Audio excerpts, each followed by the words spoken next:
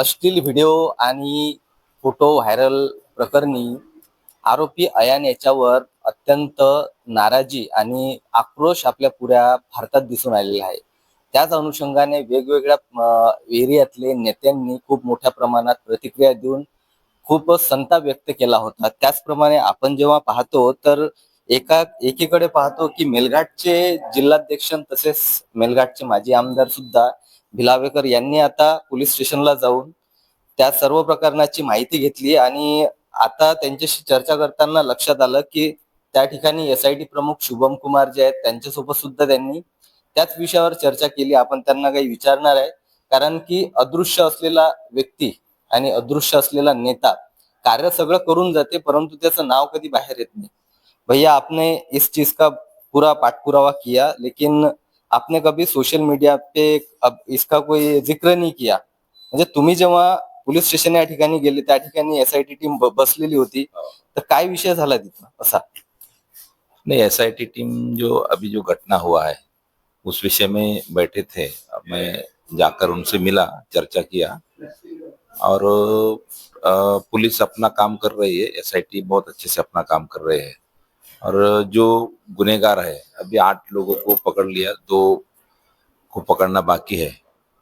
और जिस प्रकार से भारतीय जनता पार्टी के सभी नेताओं ने विषय उठाया, आमदार हो गया, खासदार अनिल बोंडे साहब हो गया, हमारे नवनीत ताई राणा हो गए, इन सभी लोगों ने इस विषय को बहुत जोर शोर से उठाया और उसका ही वजह से आज उनके ऊपर कार्रवाई हुआ है। तो थानेदार साहब से बात की, एसआईटी प्रमुख से भी बात की हमने, तो उन्होंने कहा कि हम इसी विषय पे पूरी तरह से उसका हम छानबीन कर रहे हैं और कड़े से कड़ा सजा हम आरोपी को दिलाएंगे, ऐसे उनका कहना है। जसं अभी तक आतापर्यंत पाहिलं की जवळपास 8 आरोपींना त्यांनी अटक केली होती, परंतु आणखी तुमच्या मार्फत काही अपडेट दिला आहे त्यांनी की आणखी पुढे कोणती कारवाई केली वगैरे अशी? नहीं, आगे और 2 आरोपी का शोध चालू है और जो अभी आज उनके ये भी मिले हैं, गवाह भी मिले हैं और एक का आने का संभावना है। तो इस हिसाब से कड़क से कड़क कार्रवाई करने का भरोसा उन्होंने मुझे दिया है। जसं आता आरोपी अयान या व्यक्तीने ज्या प्रकारे एका अल्पवयीन मुलीचे शोषण करून व्हिडिओ व्हायरल केले, तर काय असं भावना व्यक्त होते की जेणेकरून त्याला अशी मोठी कारवाई होऊन त्याच्यावर गुन्हे नोंदवले गेले पाहिजे असे?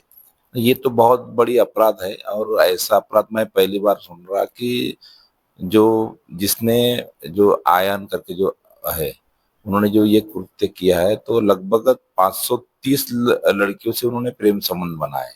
उसके बाद में 350 के करीब लड़कियों के साथ में उसने लैंगिक शोषण किया है और 100 के ऊपर लड़कियों का उन्होंने अश्लील वीडियो बनाया।